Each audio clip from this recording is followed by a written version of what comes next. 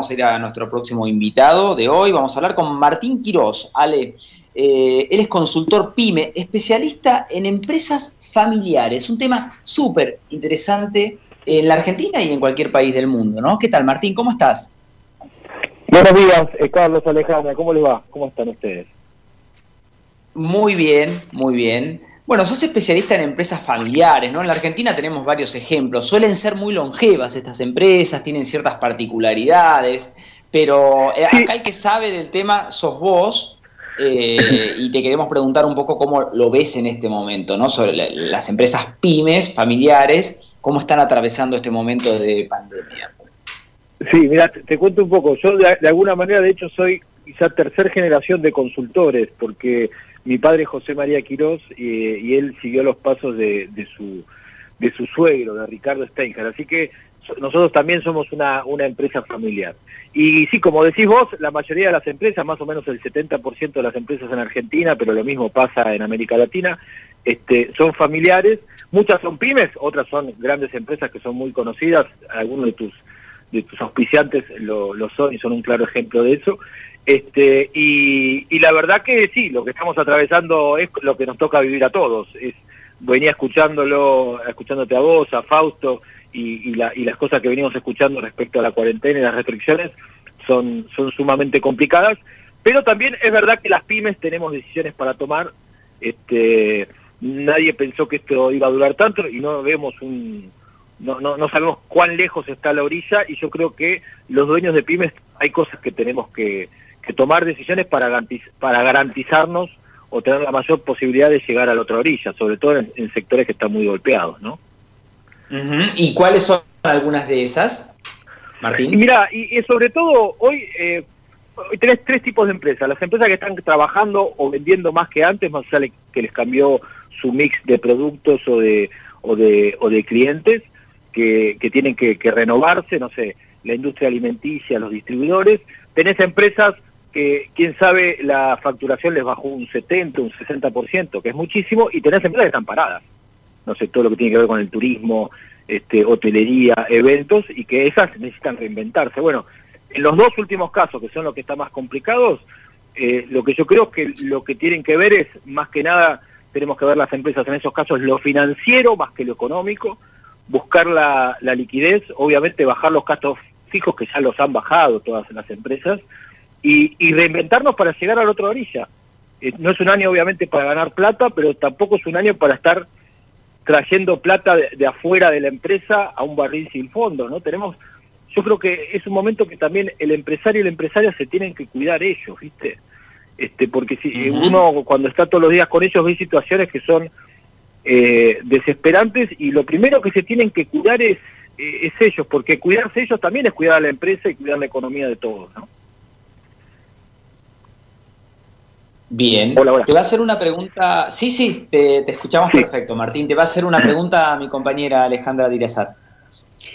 ¿Qué tal, Martín? Muy buenos días. Un placer escucharte. Y ¿sabés qué pensaba? Digo, como consultor de las empresas familiares, ya pensar una empresa familiar implica roles que se confunden, ¿no? Desde el vínculo familiar con el laboral.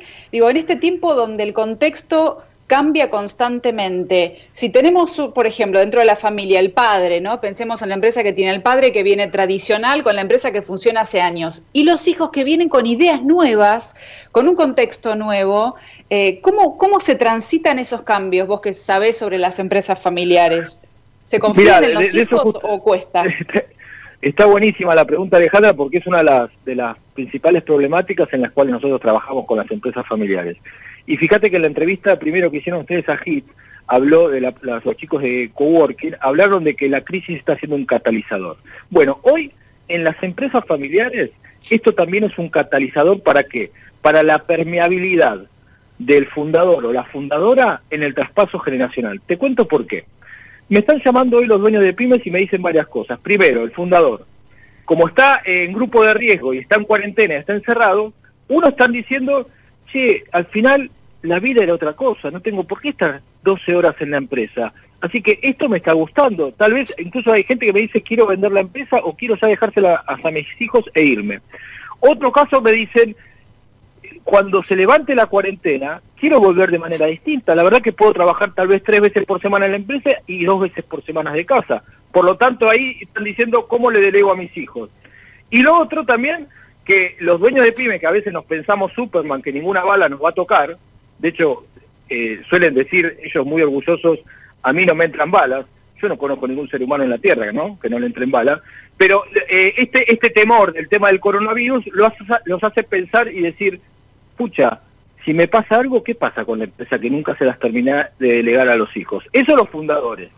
Y por otro lado, los hijos que me están llamando, que me dicen, che, tenemos a los viejos en cuarentena, estamos nosotros manejando la cosa, este es el momento, aprovechémoslo.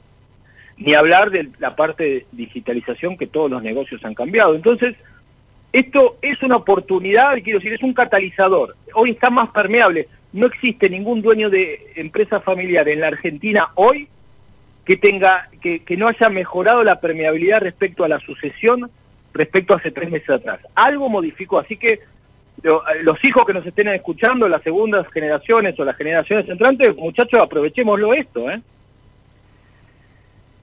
Sí, o sea que se viene una transición más acelerada que si no hubiera habido pandemia, ¿no? Eso es lo que querés comentar. Es todo un tema, ¿no? El tema de la transición en las empresas familiares es uno, hay varios puntos sensibles, pero ese es uno, ¿no? Obviamente. El fundador o el pater familiae que no quiere soltar. Eso es tal cual, Carlos, pasa siempre. De hecho, es muy típico que a veces el fundador dice cosas como, no, yo el año que viene quiero largar. Y vos sabés que es mentira, ¿viste? Él se miente a sí mismo también. Pero lo que sí te quiero comentar es algo. Así como obviamente que en todos los libros que hablan de empresas familiares y la bibliografía y los especialistas hablan que la principal responsabilidad del traspaso generacional es verdad que están los fundadores, y eso yo lo comparto. Lo que sí yo siempre le digo a los hijos, y lo digo también como hijo y como tercera generación, yo digo siempre, los hijos nos tenemos que preguntar cada tanto, ¿estoy acá porque quiero? Si la respuesta es no, y te tenés que ir y encontrar tu propio camino afuera de la empresa. Ahora, si la respuesta es sí, bancate al viejo, bancate a la vieja, son así, son las reglas del juego, metete a los codazos. Quiero decir, no puede ser que nos quedemos nosotros en víctima. Carlos, no hay nada más frustrante que entrevistarte con un pibe que es segunda generación, un pibe no, que ya tiene, ponerle 50 años y que lo ves que no se pudo desarrollar profesionalmente, que trabaja con el viejo y te dice, y mi viejo, viste, nunca me largó. Y te das cuenta que ya viene el hijo, es el próximo, el hijo de él, el nieto del fundador es el próximo que va a dirigir. Digo, eso no nos podemos permitir. Entonces digo, para mí los fundadores no son villanos, son lo que son. Y tenemos que nosotros como hijos tomar nuestras propias decisiones, no quedarnos en si no me largó, si no me dejó, si no me delegó. Los hijos nos tenemos que empoderar, y desde ya que tenemos herramientas, ¿eh? Es mentira que no las hay, aunque sean el fundador o la fundadora más complicado, que yo conozco miles de casos, todos conocemos, ¿no? Tenemos casos cercanos de eso. Sí. De hecho, hay una serie que está bien, es sobre un conglomerado muy particular, porque es el conglomerado de medios, ¿no? Pero, y no es una pyme. Pero está la serie de Succession, que ahí se ven todas las miserias realmente, y se ve un fundador o el que hizo grande la empresa que, bueno, maneja todos los hilos, no confía en ninguno de sus hijos.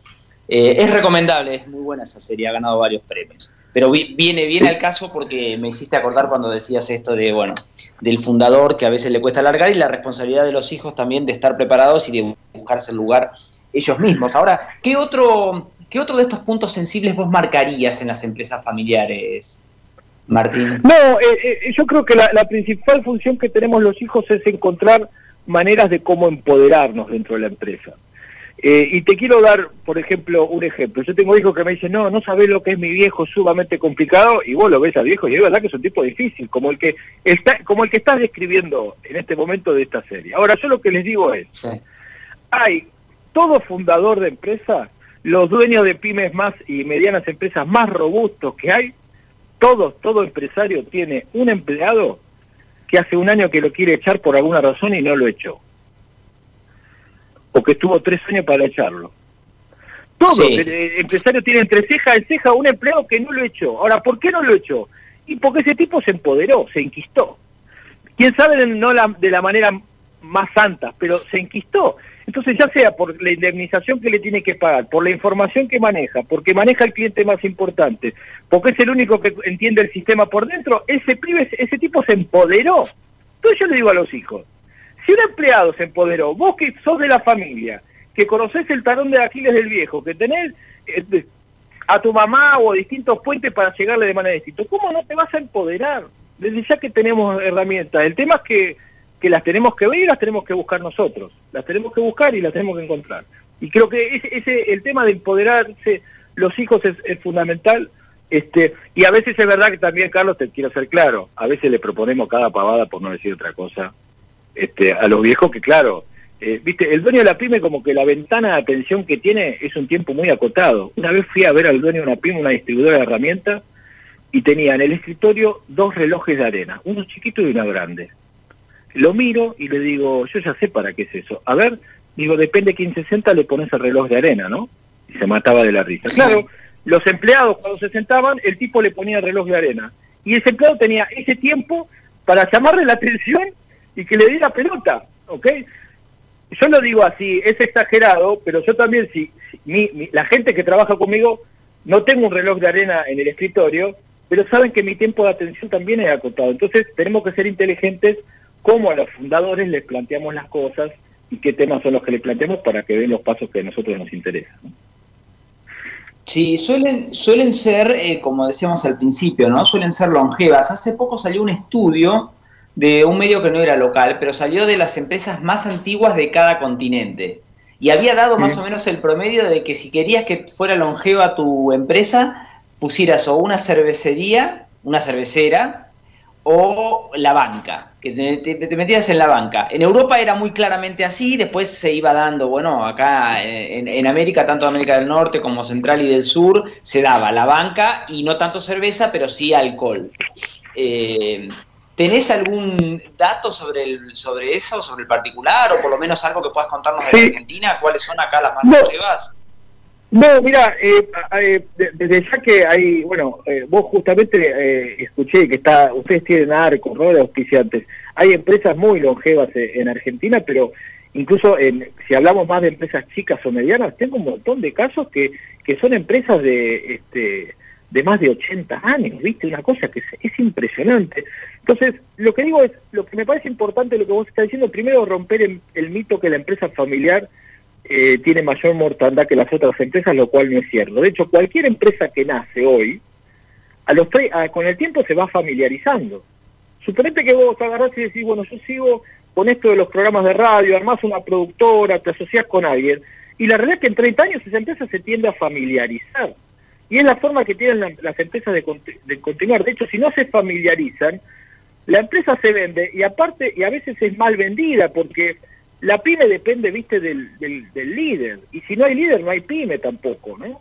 Entonces, yo creo que la familiarización es una ventaja, desde ya que es un lío, viste, todas las empresas familiares, yo digo, cuando nos ven de lejos somos la familia Ingal, y cuando uno se acerca somos los locos Adams, incluso mi propia familia, vos sabés que yo me río mucho. Vos sabés que cuando yo empecé a trabajar con mi viejo, yo trabajé con él hasta los 22, hoy no te voy a contar por qué, pero me fui y volví a los 32, después de trabajar en nada que ver, en multinacionales, en temas de tecnología. Y cuando volví a los 32, 33 años, empecé a trabajar, empecé a crecer mucho, y mi mamá, que trabajaba con nosotros, se va a morir cuando le escuche esto por la radio, que trabajaba con nosotros, en un momento yo terminé siendo el jefe de mi vieja. La cuestión es que en un momento empieza a decir, yo estoy cansada de esto, y un día se fue. A los 6 meses me llama mi viejo y me dice, sí, ¿sabés qué anda diciendo mamá a la familia de los amigos? Dice que nosotros la echamos. La puta, ¿cómo que nosotros la echamos? Sí, estaba enojada, no sé qué había pasado. Después se le fue el enojo, pero lo que digo es que la empresa familiar es movimiento, y en el movimiento siempre hay fricción. En la empresa familiar no podemos decir, no vamos a tener fricción, lo que podemos ponernos de acuerdo es en cómo limar las asperezas. La empresa familiar no puede ser de ninguna manera una fuente de frustraciones. Hay gente que los está escuchando a ustedes que es de empresa familiar, no puede ser una fuente de frustraciones. La empresa familiar es una fuente de oportunidades. Y no lo digo desde un lado positivista, de que si sucede conviene, no. Lo digo en términos reales y que uno le tiene que encontrar la vuelta. Bien, y también lo que ha sucedido en los últimos tiempos, porque lo digital también permitió que por ahí ese traspaso generacional se diera más rápido, ¿no? Porque las nuevas generaciones venían con un poco de ventaja respecto de eso, entonces era como una puerta que se abría para que el patriarca, por llamarlo de alguna manera, dijera, bueno, está bien, sí, este tema que ustedes lo manejan de primera, métanse ahí y armen ustedes esto. Hagan la famosa digitalización de la empresa en aquellos casos que era posible. Pero también se ha dado que se reparte, ¿no? Por ejemplo, los 3 patas de una empresa no siguen siendo familiar. Quizá la empresa sigue siendo de capital familiar, y el management a lo mejor lo tercerizan. ¿Eso también sucede o en la Argentina no se está dando tanto? Sí, eso sucede también. Ahora, una cosa es que la familia pueda delegar el management y la administración, por ejemplo, poniendo un gerente general. Pero sí o sí los directores tienen que ser de la familia, que son los que están mirando la estrategia, ¿ok? A mediano y largo plazo, ¿viste?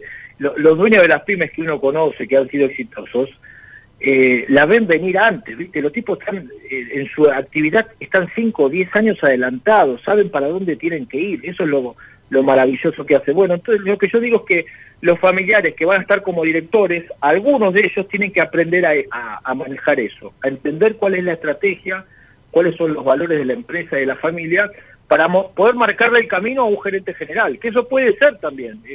Tengo muchísimos casos que se trabaja de esa manera y que son exitosos. Pero la dirección, algunos de los integrantes de la familia tienen que prepararse para ser directores, aunque no estén trabajando dentro de la empresa. Eso es importantísimo. Martín, y también algo que un poco es un chascarrillo, te pido que lo tomes con respeto porque vos sos la 3ª generación, ya me lo anticipaste, pero viste que también había un mito o algo que se decía, yo no sé si en todas las ramas de las empresas familiares, pero se decía, el fundador la hacía grande, la disfrutaba la 2ª generación y la fundía la 3ª. Sí. Eso se dejó de lado, fue un mito, en bien. algunos casos ocurrió. No, eso es un mito. Eso es un mito de la gente que no es de empresa familiar. A ver, te voy a poner claro. La principal dificultad está entre la primera y la 2ª generación, el traspaso, ¿ok? Ya una empresa que hizo el traspaso de la primera a la 2ª tiene un aprendizaje hecho que la 3ª ya lo toma. Ahora, lo que pasa que es verdad, Carlos, que aparecen nuevos problemas. Vos imaginate, había un fundador, después la manejaron los hermanos y después la tienen que manejar primos. La empresa se convierte en multifamiliar, desde ya que tiene mucha más complejidad, porque la empresa más grande y hay mucha más gente que depende, así que hay nuevos desafíos. Pero la principal dificultad es el paso de la primera a la 2ª. De la 2ª a la 3ª, quieras o no, ya hay una experiencia, así que no, yo no lo veo de esa manera, pero es verdad que hay nuevos desafíos, eso es concreto. Hay nuevos desafíos que no son sencillos en la multifamiliar. Mira, algo que nosotros le decimos a las multifamiliares, sobre todo he tenido contacto con empresas que son medianas, casi grandes, que hemos asesorado nosotros, que lo que yo digo es que en las multifamiliares, cuando empieza a haber 3ª y hasta 4ª generación, a las generaciones entrantes lo que yo digo es que hay que desheredarlas de los rencores y las frustraciones. Es decir, tal vez la 2ª o la 3ª generación se llevan para el traste, se llevan mal, tienen muchos problemas, pero la 3ª o la 4ª generación, si viene despojada de esos rencores, pueden generar nuevos vínculos, nuevos puentes y nuevos acuerdos. Así que a mí me apasiona esto, todo esto. De hecho, muchas veces me dicen, bueno, aflojá, Carlos, esto me parece que es fantástico y yo defiendo mucho la empresa familiar. Ahora, que defienda mucho no quiere decir que permita un montón de cosas. He tenido situaciones donde le he tenido que decir a un fundador, che, a tu hijo, a este hijo lo tenés que sacar, y lo tenés que echar, y lo tenés que sacar, porque si vos no cuidás a la armonía familiar y la sustentabilidad del negocio, no tenés nada. Quiero decir, vos podés tener la familia más armoniosa, pero si mañana no tenés negocio vas a tener otro problema. Entonces digo, primero la sustentabilidad del negocio y apoyado en la armonía familiar, porque a mayor armonía familiar hay mayor rentabilidad. Una vez un tipo me dice, sí, pero yo conozco una empresa que es muy rentable y se llevan todos mal. Bueno, sería más rentable todavía si se llevaran un poquito mejor o un poquito menos mal. Sí, claro. Es verdad, es como en los equipos de fútbol también, viste que dice a veces están todos peleados y ganan igual. Bueno, está bien, ganarían más fácil si no estuvieran peleados. Y vivirían, y Carlos, Martín, y vivirían mejor, a veces la pasan mal, en las familias a veces la pasan bueno, mal. pero viste, hay egos, tanto en el fútbol, en los deportes como en las familias ocurre también, así que esa es la condición humana misma. Martín, muchísimas gracias, muy interesante hablar con vos, un abrazo grande, bueno, que pases muy bien lo que queda del domingo y empieces de la mejor manera la semana. Dale, Carlos, Alejandra, gracias por llamarme y los escucho siempre. Así que un abrazo enorme, estar con ustedes hoy conversando. Un abrazo, chau, chau. Fue Martín Quirós, consultor PYME, especialista en empresas familiares.